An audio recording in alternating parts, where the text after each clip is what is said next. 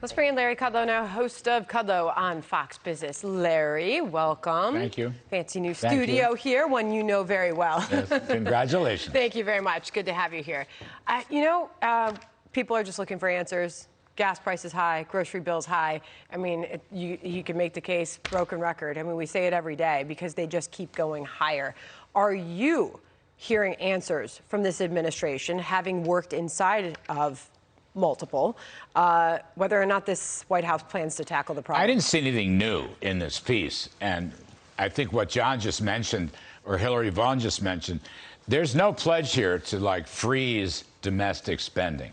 This piece in the Journal today is just full of spending increases, spending for child care, spending for the elderly, spending for health care, spending for infrastructure, which, by the way, their own EPA has probably ruled out. If you're not going to cut spending, then you're not going to win the fight against inflation.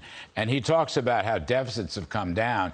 That's true for this year because of the end to a lot of the emergency stimmy of March of 21. But that's it. You look at the CBO baseline, you're going to run debt as a share of GDP 110% over the next window, the next 10 years. Spending is going to be at a record high, 23.5% of GDP. There's no end to the spending, and there's no end to the deficits and the debt.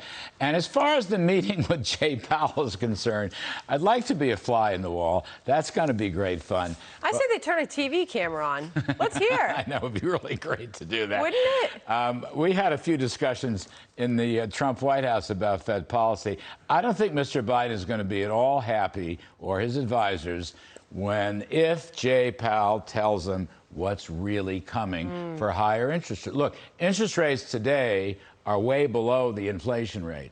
So the Fed's job is to get rates above the inflation rate, shrink their balance sheet, defend the dollar, and stop the huge increase in money printing. The White House wants their plan to be known.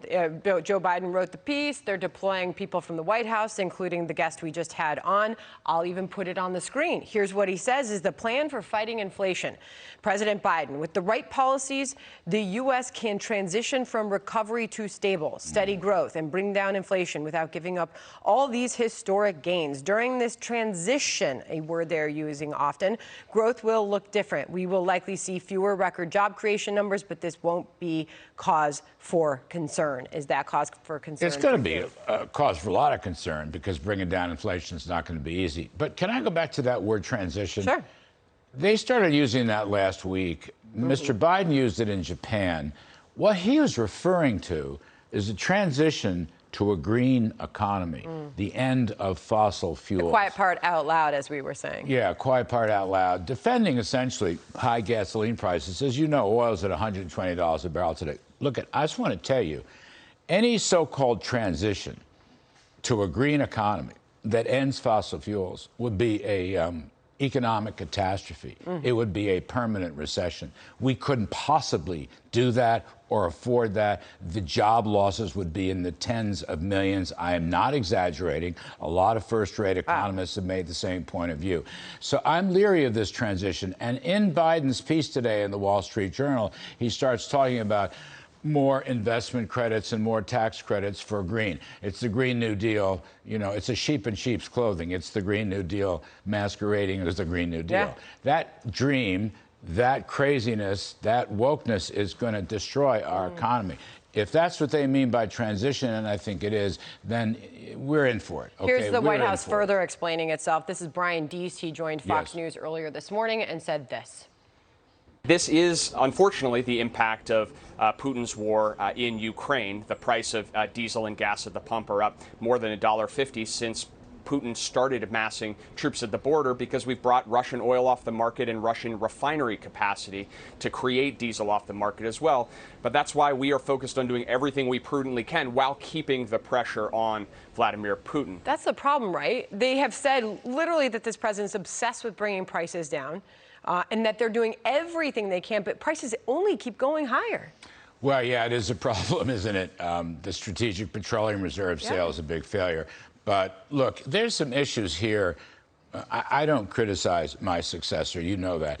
I would just say generically, one of the things missing from Biden's op-ed piece today is a very simple calculus. We must increase the production of oil and gas in order to bring world prices down, in order to bring gasoline prices down.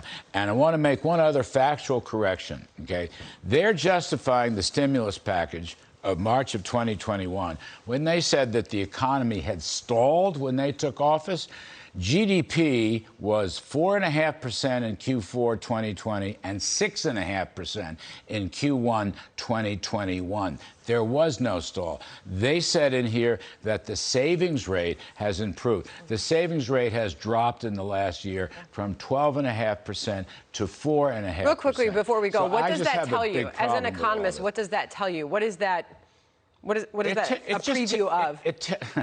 It tells me that I think they're trying to prepare Americans for a big economic hit in the fight against inflation. It also tells me there's no change in their green policies, no change, no reset, and there's no spending freeze. We buried the lead. There's no spending freeze whatsoever. If that's the case, changed. well, we'll let them continue to try to explain their plan as they are doing. And we'll talk about it on your show at 4 o'clock. We're going to have our own plan today at 4. I will be there, Larry. We're going to fix this thing in 8 minutes. I guarantee you. I can't wait. I'll see you at 4 o'clock on FBN. Great stuff. All right, John. Oh, and by the way, Larry's still with us because John likes to jump in when we have Larry.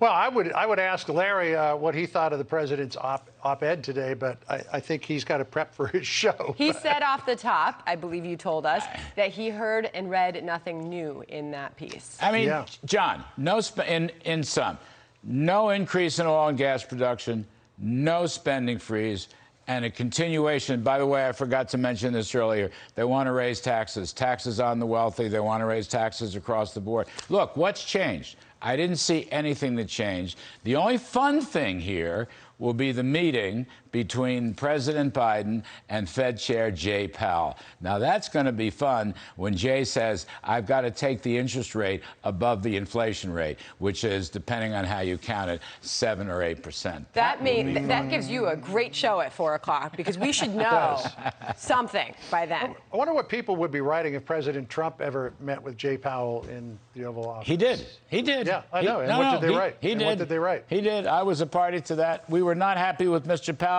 because he raised rates 4 times in 2018. And you know what? The inflation rate was 1.9%. Why did he raise rates? I'll never know to this day.